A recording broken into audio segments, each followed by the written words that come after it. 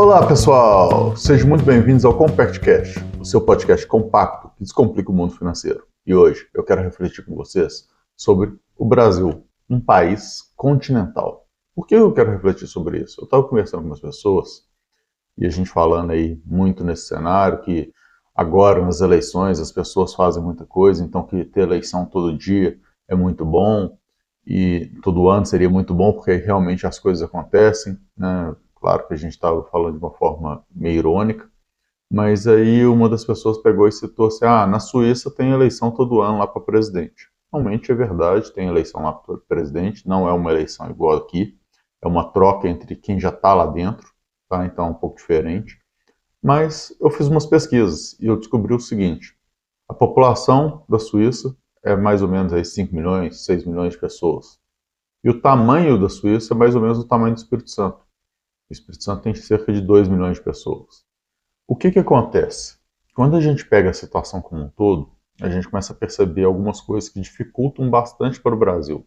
A gente tem diversos problemas aqui, corrupção, má gestão, entre outros. Mas o fato de a gente ter um país tão continental, tão espalhado, com focos de populações espalhadas também, né, com centros bem econômicos e fortes de um lado contra outros bem pobres, né, bem distantes, isso dificulta muito. Por quê?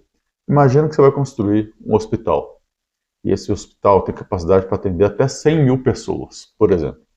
Só que são 100 mil pessoas que estejam num raio de distância. Porque não adianta nada você construir um hospital que atende 100 mil pessoas que vai precisar, a pessoa para chegar naquele hospital vai precisar percorrer ali 200, 300 quilômetros. Fica longe, não adianta, não é suficiente, não atende de maneira eficaz. A gente já tem esse tipo de situação aqui, muitas pessoas, principalmente em Belo Horizonte, precisam, aqui na região de Belo Horizonte, em Minas Gerais, precisam vir do interior para cá, e às vezes andam 100, 200 quilômetros para poder chegar num hospital, e é muito ruim, porque isso significa perder aí 1, 2 horas aí de tratamento, então é bem distante, não adianta muita coisa. E aí o que isso significa? Significa que se você quiser gerar saúde ali para todo mundo, você precisa então gastar muito mais do que se você tivesse todo mundo concentrado em um lugar, né, concentrado num raio mais perto. Então você precisa colocar mais hospitais espalhados, mais delegacias de polícia, mais, aí no caso nosso que a gente faz muito posto de saúde, ou seja, que é uma unidade de hospital, entre aspas, pequena. Então, bombeiros espalhados e por aí vai. Além do que, né, com essa situação toda tão espalhada assim, a gente coloca mais vereadores espalhados, mais prefeituras espalhadas, mais... e aí vai. Né, só estruturas e estruturas de governo que precisam. Claro que aí a gente entra naquela discussão, poderíamos então juntar cidades e aí criar estruturas menores, estruturas um pouco mais simplificadas para esses pontos mais distantes de onde tem uma maior densidade de pessoas? Poderíamos, seria muito interessante. Eu acho que é uma saída para o Brasil fazer isso, essa junção. Mas o que é importante aqui a gente entender, né? A gente está falando desse lado político, mas a gente tem que trazer isso para a nossa vida. Então, para a nossa vida, a gente tem que entender o que isso significa. Que a gente não consegue atacar todas as frentes, principalmente todas as frentes ao mesmo tempo, e muito menos que a gente não tem recursos suficientes para poder atacar todas as frentes. Então, não adianta a gente querer abraçar o mundo e falar assim, eu vou trabalhar por 24 horas por dia. Não adianta, você tem um período de tempo ali que te limita, você precisa dormir, você precisa se divertir e, obviamente, você vai precisar trabalhar.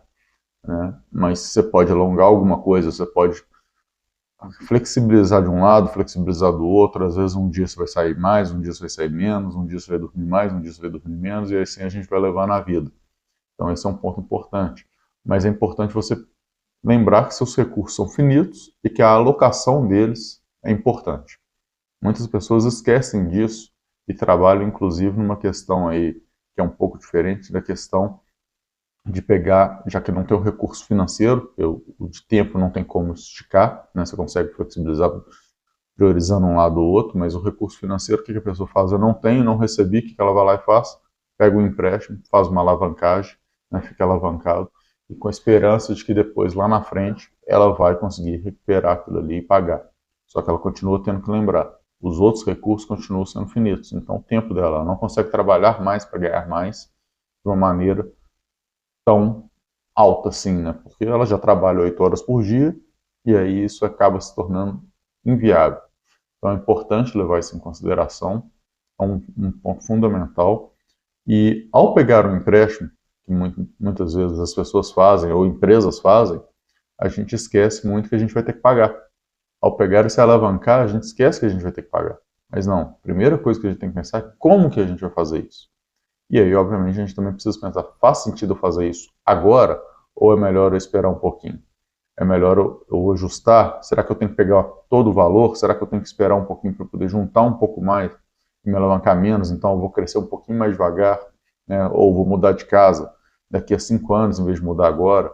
Eu vou ampliar minha empresa, né? Vou fazer um novo setor da minha empresa, uma expansão, uma nova unidade numa outra cidade, por exemplo, agora ou daqui a pouco, né? Então vou segurar um pouco para isso. Tudo isso aí conta. E ao mesmo tempo que tudo isso acontece, acontecem mudanças na economia que impactam. Então, é importante a gente entender isso. Por quê? Eu estou pegando um empréstimo, prevendo um crescimento ali, de fazer uma mudança que faça sentido para mim. Então, ou seja, eu tenho meu emprego, eu pego um empréstimo, eu vou pegar e vou receber meu salário, vou gastar, vai sobrar ali 1.000 por mês, eu pago a parcela, e aos poucos eu consigo amortizar também um pouquinho mais, porque vai sobrar 1.200, a parcela de 1.000, então ainda tem mais 200 ali de margem. A cada 5 meses eu consigo amortizar uma parcela, está tudo certo, eu vou conseguir quitar aqui meu empréstimo no prazo XYZ.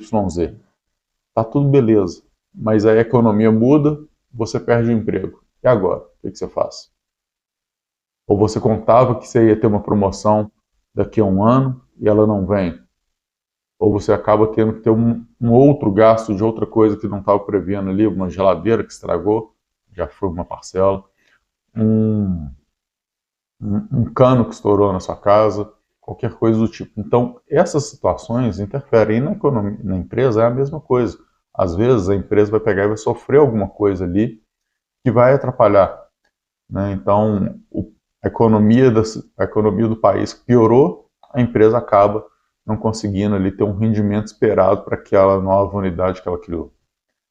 E aí, já que a gente já falou da economia do país, a gente volta para o país de novo, né? Então, o Brasil, né, como país continental que é, para ele poder pegar e expandir dessa forma, é muito complicado. Então, é importante pensar muito nisso para que não tenha uma expansão de gastos também, antes da gente ter uma opção de ter o retorno ali por trás.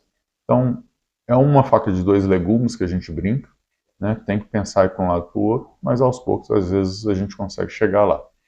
Então, vamos pensar um pouquinho nisso, vamos cobrar os nossos políticos para que eles tomem decisões conscientes, decisões boas, mas, ao mesmo tempo, vamos entender que não dá para poder fazer igual é uma Suíça, porque a gente é um país continental e a Suíça é um país do tamanho do Espírito Santo.